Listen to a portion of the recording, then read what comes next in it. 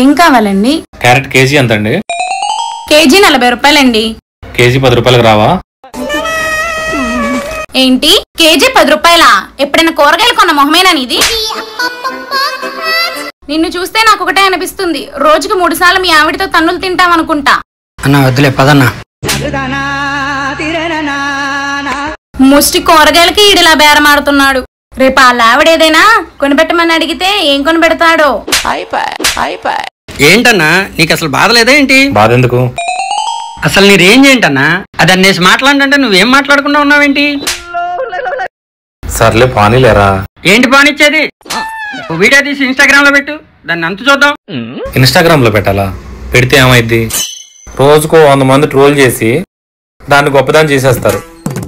4 రోజులు పోయాక ఏదో సినిమాలో హీరోయిన్ కనపడుతుంది. అవసరమా మనకి? అవునన్ను ఎవరిని గొప్పలు చేయకూడదు.